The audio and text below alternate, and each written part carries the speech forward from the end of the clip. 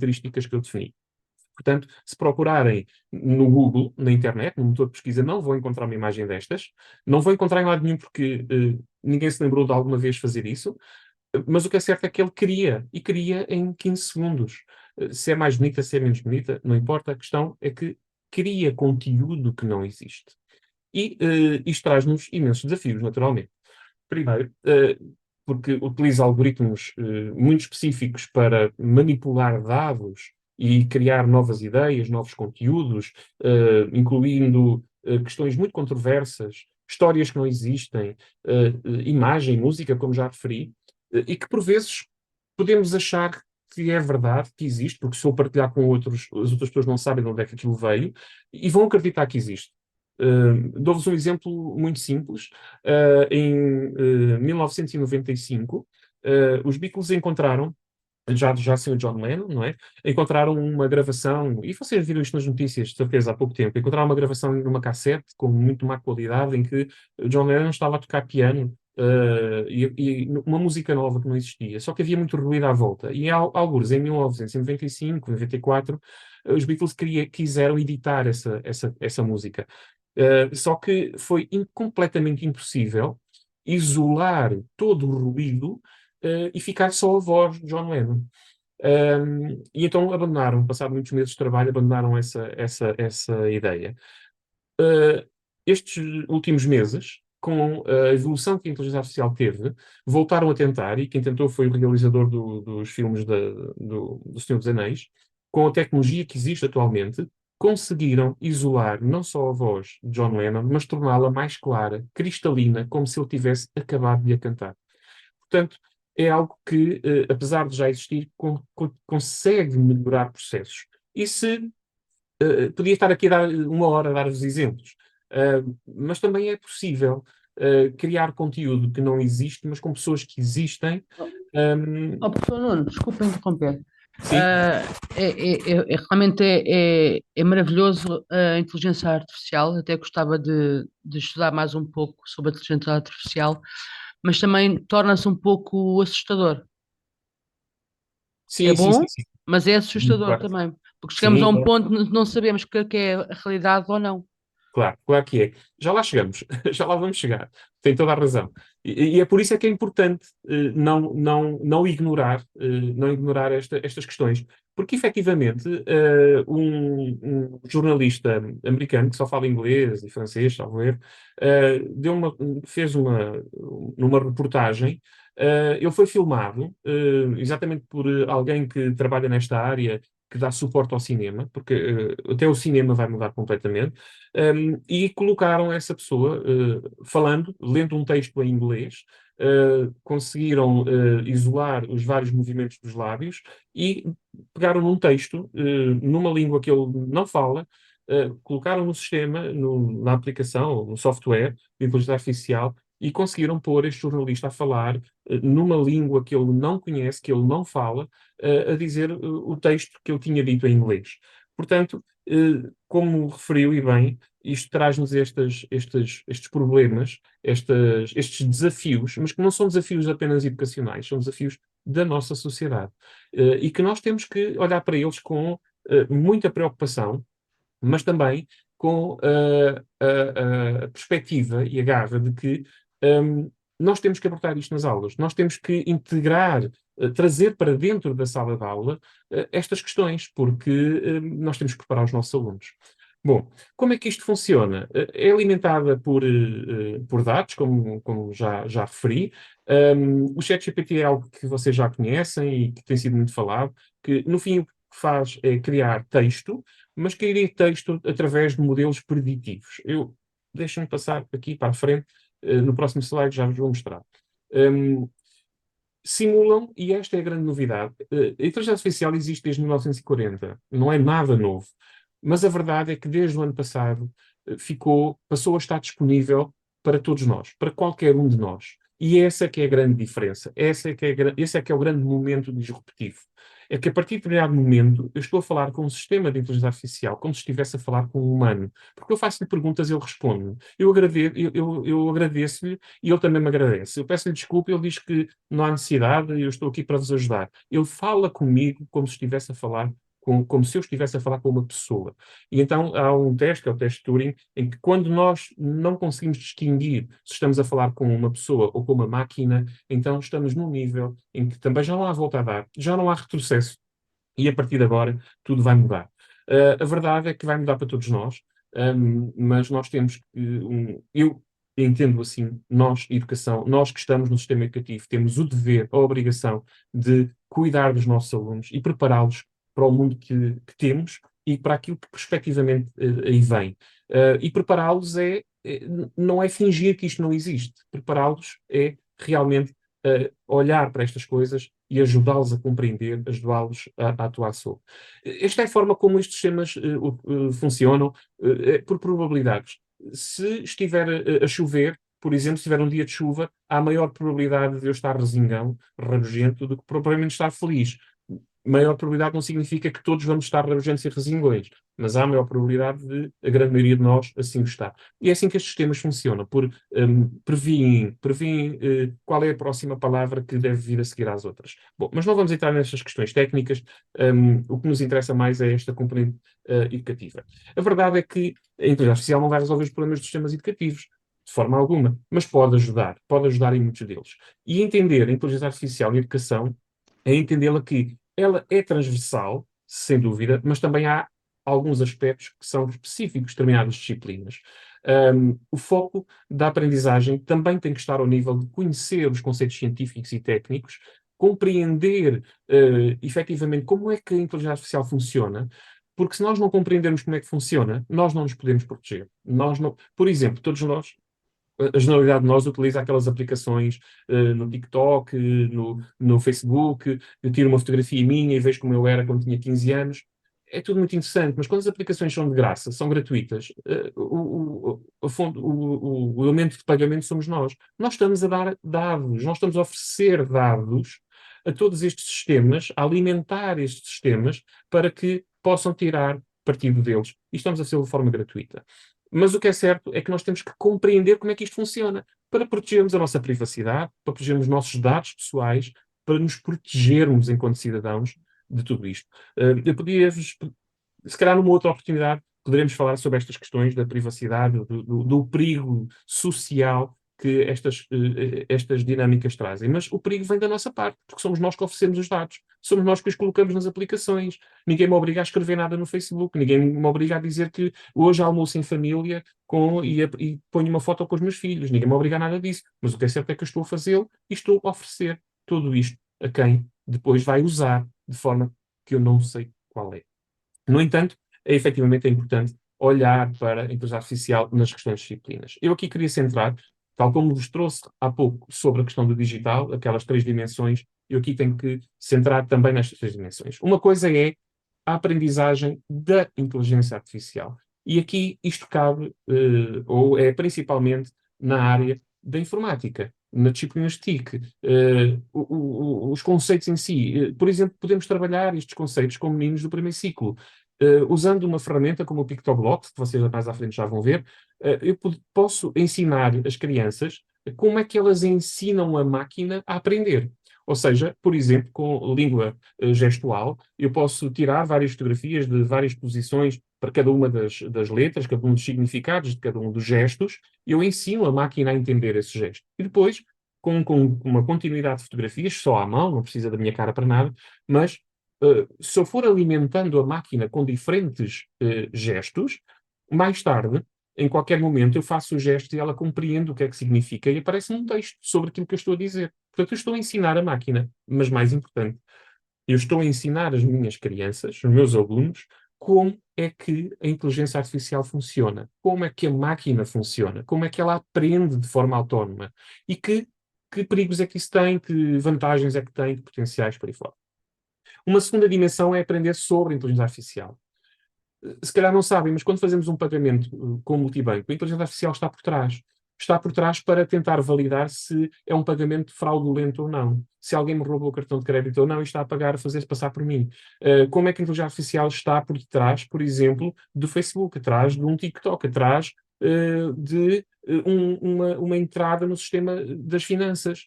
Tudo isso, neste momento, o governo, o Estado português investiu, ou está a investir 10 milhões de euros na melhoria de todas as plataformas governativas, do Estado, perdão, do Estado, quer seja finanças, segurança social, Serviço Nacional de Saúde, em todas as outras, justiça, em todas elas, investiu 10 milhões de euros para dotá-las de inteligência artificial. Um dia que elas comuniquem todas umas com as outras, se calhar algumas liberdades que nós atualmente temos poderão estar em risco, porque se for fácil identificar-se o nível de padrão de consumo em termos alimentares, também não será muito difícil perceber que definir padrões de, bem, estas pessoas que têm este padrão de alimentação vão ter mais problemas de saúde muito mais cedo que as outras. E, por exemplo, aumentar os descontos que temos que fazer para a ação social. É um exemplo entre muitos outros. Portanto, quando estas coisas existirem e estiverem bem enraizadas, e muitas delas já estão, nós temos que ter consciência. E para ter consciência temos que ajudar os nossos alunos, e também nós próprios, a aprender sobre onde é que a inteligência artificial está introduzida, que vantagens tem e que cuidados temos que ter. E depois, a aprendizagem com a inteligência artificial. Como é que eu posso tirar partido dela para aprender a matemática, o inglês, a história, a geografia e entre outras áreas disciplinares? Bom, três, sim, muito rapidamente. Aprender a inteligência artificial como ciência, como técnica, é algo que os professores de informática estão atentos a isso, e é aprender um conjunto de conceitos e trabalhá-los com os nossos alunos. Por exemplo, já existem ferramentas em que eu posso criar a minha inteligência artificial, porque isso não é nada de especial. O que é importante é ter acesso aos dados e definir padrões. Mas, passando esta parte à frente, por exemplo, que eu estava a mostrar, o Pictoblocks, ensinar a máquina a reconhecer fases, se eu estou feliz, se eu estou triste, se eu estou ansioso, enfim, ou a língua gestual, ou outro tipo de aprendizagens, eu posso ensinar a máquina a fazer, ela aprender sozinha. Sobre a inteligência artificial, o que é a inteligência artificial? Em que é que isto consiste? Onde é que ela está implementada? Que ferramentas é que existem? Para que é que elas servem? Quais são as questões, as dimensões críticas? Como é que funcionam? Qual é o impacto que a inteligência artificial está a ter na vossa, ou vai ter na nossa vida pessoal, na nossa vida profissional, na vida social, questões políticas, entre tantas outras? Quais são as potenciais vantagens, desvantagens, as potencialidades que traz e as oportunidades que nos traz? E isto muito ligado, obviamente, não só a estas questões de vantagens e potencialidades, mas também às questões éticas e legais, às questões de autoria e autenticidade. Não só a validade da informação, se ela é verdadeira, como vimos, é possível criar informação que não existe. Portanto, temos que ensinar os nossos alunos a triangular informação, mas já os tínhamos que ensinar antes, porque eles iam ao Google, as primeiras pesquisas que obtinham usavam essa informação indiscriminadamente, porque está na internet, é verdadeiro. A verdade é que agora, as pesquisas que nós fazemos no Google, não vamos encontrar as mesmas coisas. Quer dizer, se fizermos as mesmas pesquisas que os nossos alunos, encontramos as mesmas coisas. Mas como a inteligência artificial gera conteúdo que não existe, ou gera conteúdo que existe, mas de forma diferenciada, as mesmas pesquisas que eu faço com os meus alunos trazem resultados diferentes. Então eu não consigo perceber que o aluno copiou dali. Portanto, eu tenho que trabalhar com ele para perceber aquilo que esta tecnologia nos traz. Atenção, que temos que ter aqui alguns aspectos de algum cuidado, porque pode ser completamente falso. Então temos que cruzar com outro tipo de informação. Temos que triangular a informação para garantir que esta informação é válida e autêntica. A questão da autoria tem muitas vezes a ver que os nossos alunos podem não ser eles a fazer os textos, obviamente. E então temos que encontrar estratégias para garantir que os alunos, quando construíram aquele texto, aprenderam qualquer coisa com ele, ou é o resultado da sua aprendizagem. E aqui há muitas estratégias. Eu, por exemplo, neste momento, no Instituto de Educação, o que eu estou a fazer com os meus alunos é obrigá-los a usar estas ferramentas. Porque não vale a pena dizer-lhes não usem. Eles vão usar a mesma. Mas se eu os obrigar a usar, o que é que eu estou a fazer? Vocês, primeiro ponto, vão usar uma destas ferramentas para produzir um texto com alguma reflexão sobre esta temática que estamos a trabalhar. Depois, vocês vão apresentar esse texto. A seguir, vocês vão fazer uma reflexão sobre esse texto e compreender o que é verdade, o que é que não é, o que é que está muito pela rama, onde é que podemos aprofundar mais. Vão refletir sobre ele e vão-me apresentar. E assim, é da vossa cabeça, é a vossa reflexão acerca do tema a partir daquilo que o sistema vos apresentou. Porque é a única forma de nós garantirmos que há aqui uma ação por parte dos nossos alunos. É obrigá-los a usar e obrigá-los a refletir e a melhorar e a transformar um texto inicial. Porque senão, não basta dizer não usem, estão proibidos de usar. Como é que eu posso proibir alguém de usar qualquer coisa que está no telemóvel, fora da sala de aula, em casa? Portanto, não vale a pena. E voltar ao teste, à avaliação exclusiva por teste, ou apenas oral em determinados momentos, também não é solução. Mas isso levava-nos para mais uma hora de discussão. As questões éticas e legais são fundamentais. E são fundamentais porquê? Porque há limites que a inteligência artificial não pode ultrapassar.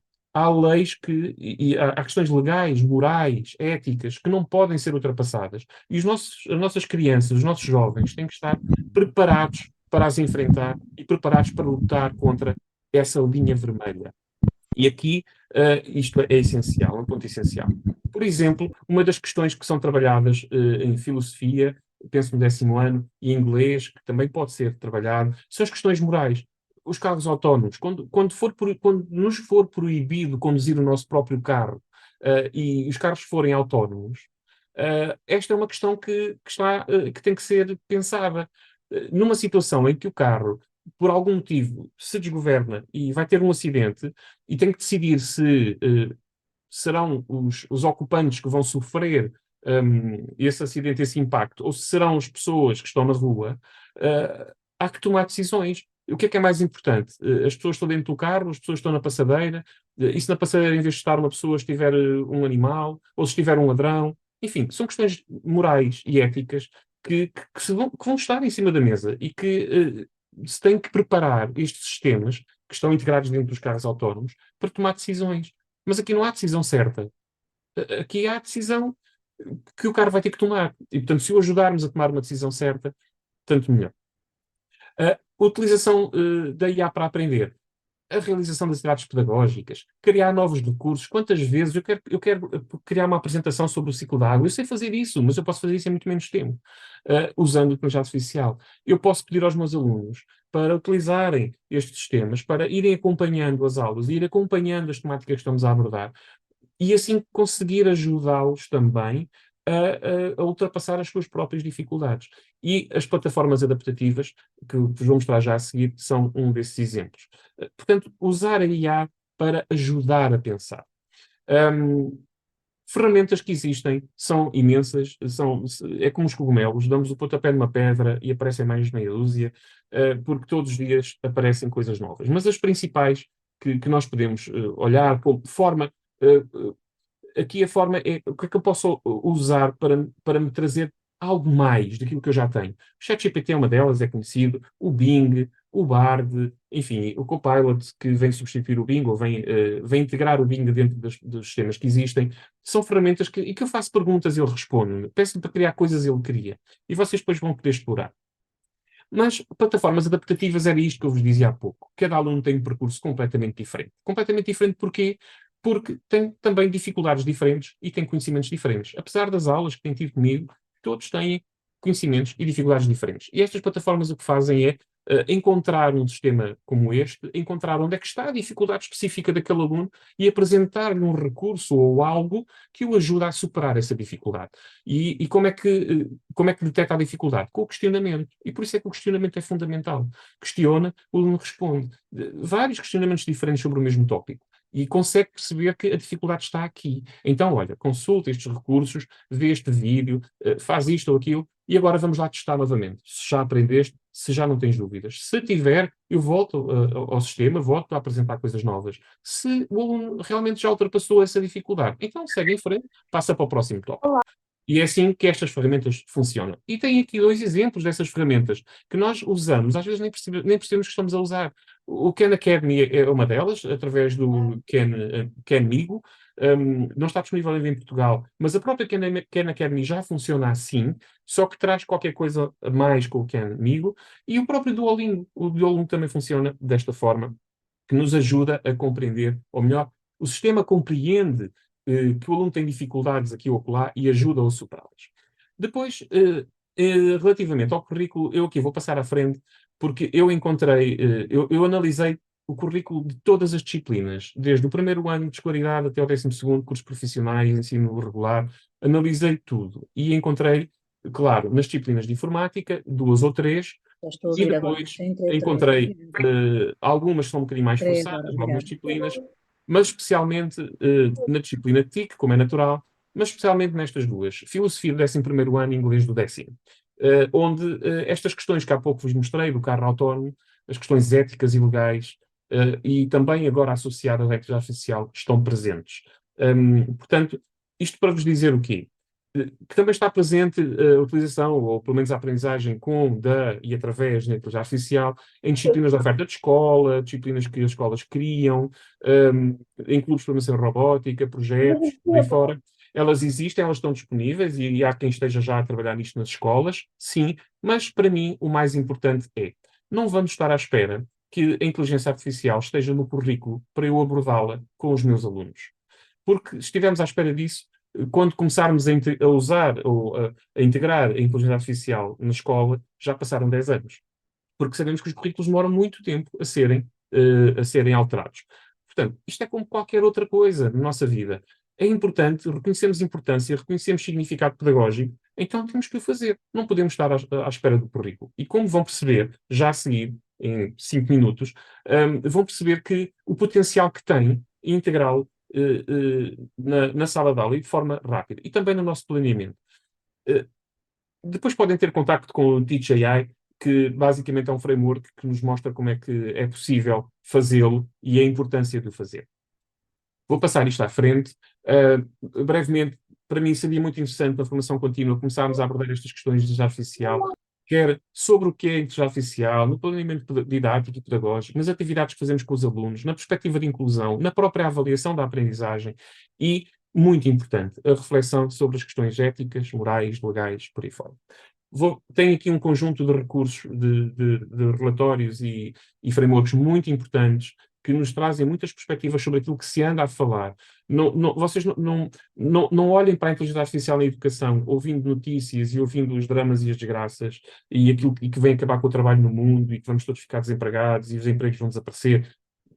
Vejam estes relatórios, que estes sim são importantes, como é que nós podemos, na escola, enfrentar estas questões e integrá-las. Este é um bom exemplo e traz-nos bons exemplos de como podemos fazê-lo. Já vos trago um bocadinho mais à frente. Maiores preocupações que temos em educação. A dimensão ética.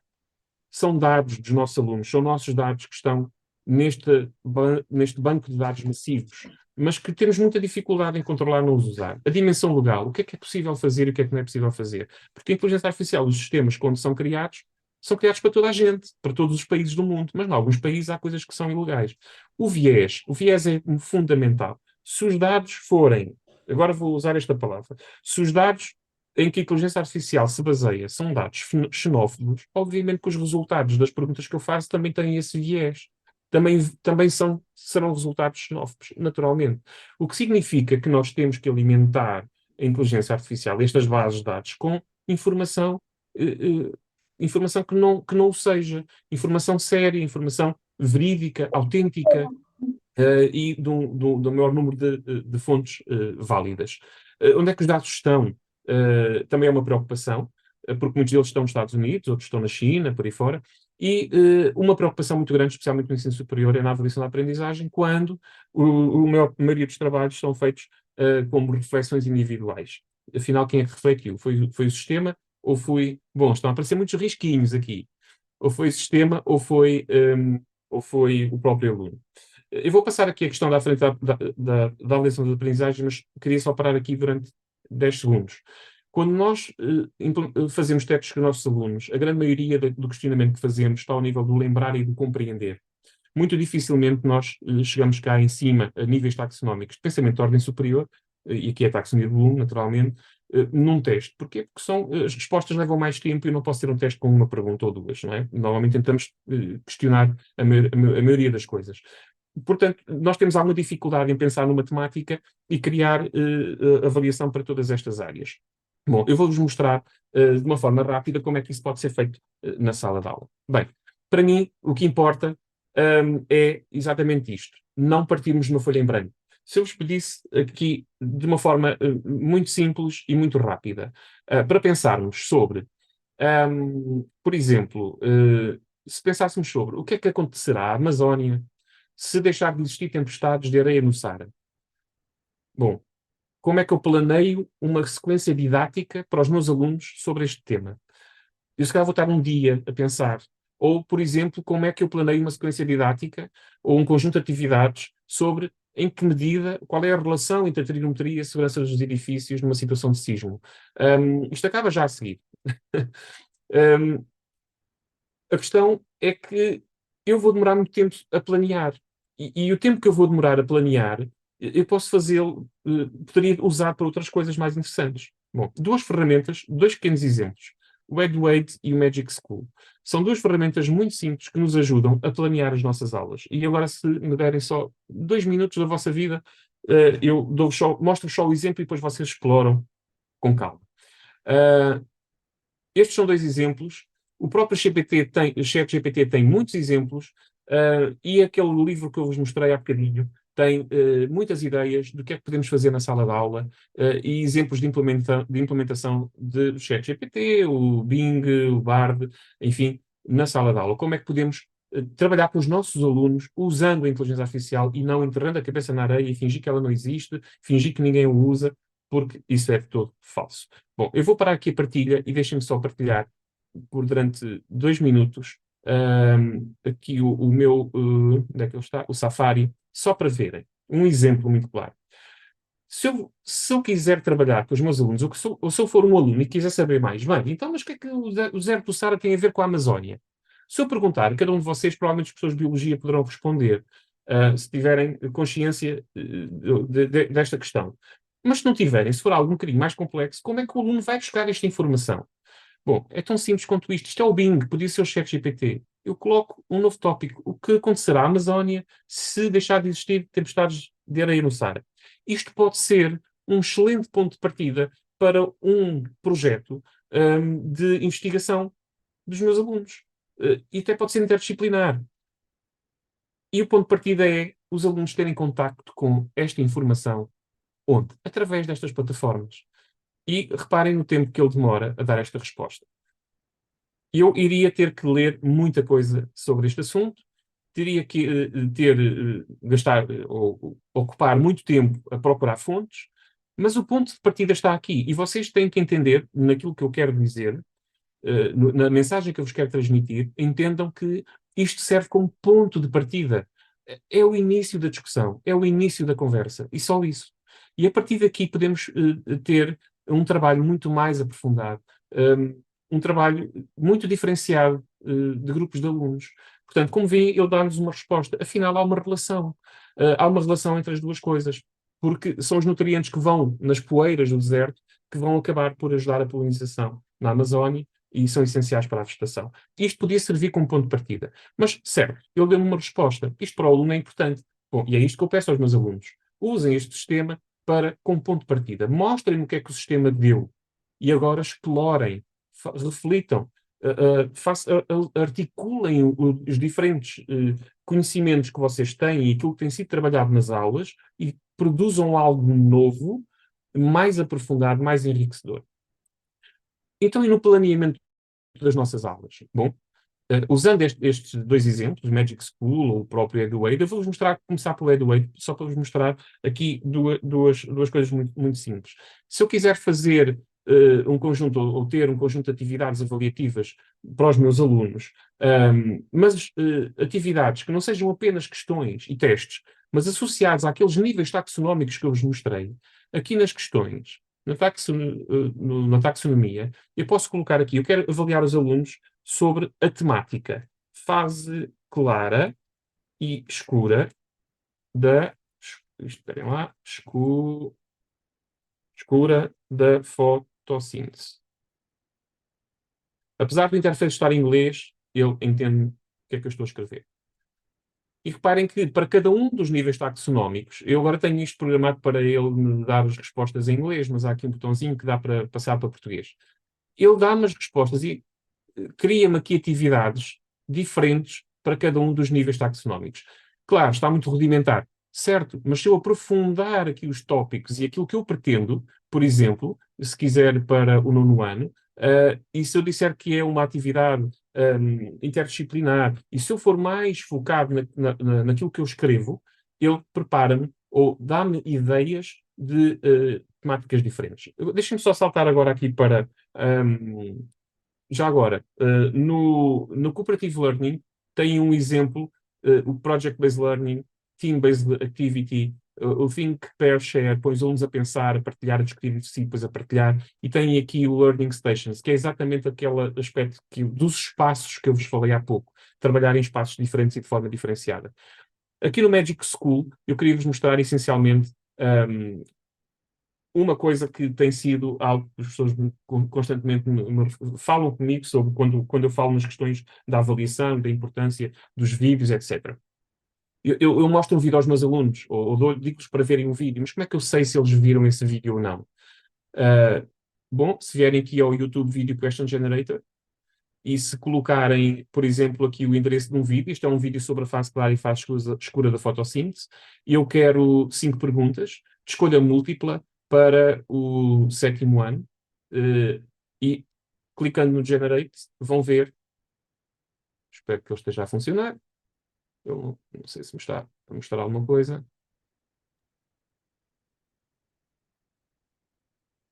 Gostava muito que ele funcionasse. Bom, mas vocês, não funcionando agora, pode ser que há algum problema no meu browser, vocês depois podem experimentar. Vão ver que, e se experimentarem, vão ver que o que vai acontecer é, do lado direito, vai-vos aparecer um conjunto de perguntas, portanto, uma pergunta, 4 opções de resposta para cada pergunta, 5 perguntas, com a indicação da resposta certa, e com o minuto e o segundo dentro do vídeo em que esta resposta está. Ou seja, eu consigo criar questões para aqueles 5 minutos de vídeo em que percebo se o aluno viu ou não viu o vídeo. E mesmo para terminar, a última coisa para terminar, Rubik Generator, se eu colocar aqui fotossíntese uma vez mais, disser qual é o ano de escolaridade, ele cria-me a rúbrica. E cria-me a rúbrica em português, eu posso copiar, em inglês, desculpem, eu traduzo para português, ele traduz automaticamente, posso pôr aqui fotossíntese, e vou pôr aqui qualquer coisa, não vou ser muito... espero que agora funcione. Agora está a funcionar. Estão a ver? Ele está a criar a rúbrica. No final de criar a rúbrica, ele vai apresentar-me aqui um pequeno botão onde eu posso traduzir para português. Ele traduz tudo automaticamente para português e depois é copiar e colar no Word. E tenho a rúbrica feita. Esta é a rúbrica que eu vou aplicar? Não. Nunca. Estão a ver? Translate para português e agora a rúbrica vai aparecer em português. É isto que eu vou usar? Não, não é. Mas esta é a base, é o ponto de partida. E isto poupa-me muito tempo enquanto professor. E a última coisa, e juro que é a última coisa, se procurarem aqui no planeamento, e se quiserem um planeamento de uma aula, ou de uma unidade temática, ou de um projeto em Project-Based Learning, simplesmente é só colocar aqui o tema, e estou mesmo a terminar, é só colocar o tema para quem, para o nono ano, e gerar, e ele apresenta-me um plano de aula. Claro que sobre a fotossíntese, o professor de biologia não tem problema nenhum, mas se fosse aquela questão mais aprofundada sobre, bom, vou aqui um Inquiry-Based Learning, o que é que será que acontece se o deserto do Saara deixar de existir ou deixar de existir tempestades? Como é que eu posso abordar isto na aula? Como é que eu posso fazer isto em 3 aulas? Que atividades é que eu posso pedir aos alunos para fazer? Ele faz também as questões, faz também as questões por cada uma destes tópicos, por cada um desses momentos, e ajuda-me completamente a poupar imenso tempo naquilo que é o planeamento das sequências didáticas. É o nosso objetivo? Isto é batota? Não. Isto é ser eficiente. É gastar 30 segundos a ter uma folha, a deixar de ter uma folha em branco e ter algo concreto sobre o qual eu vou trabalhar e melhorar e aprofundar e adaptar ao contexto, como a Iva disse, o contexto é fundamental, mas é tentar ser mais eficiente, poupando-me tempo para poder dedicar o meu tempo àquilo que realmente é mais importante. Bom, foi muito tempo, eu peço desculpa, ultrapassei largamente o tempo que me estava destinado. Eu já tinha avisado o professor António que ia acontecer, mas espero que pelo menos espero que tenha sido útil e que tenha aberto um bocadinho a curiosidade de olhar para estas coisas de uma forma diferente. Muito obrigado a todos. Obrigada a nós. Nós é que agradecemos, professor. Obrigada. E é só dizer uma coisa. Vejam a maravilha da tecnologia que nos permite assistir a duas comunicações como as que assistimos, da professora Iva e do professor Nuno, com esta qualidade, que dificilmente teríamos acesso, e era muito mais difícil, eles teriam que se deslocar, tínhamos de ter um sítio para levar. É que não são 270 e tal pessoas que diziam há pouco, porque há sítios onde estão várias pessoas a assistir, portanto, temos muito mais gente, e era muito difícil, teria outros encargos, obrigava à deslocação, e assim é muito mais cómodo. E tivemos, no meu entender, duas excelentes apresentações sobre dois temas que estão muito em voga. Foi pouco tempo para mim, eu acho que nós estávamos aqui muito mais tempo a ouvir, quer a professora Iva, quer o professor Nuno.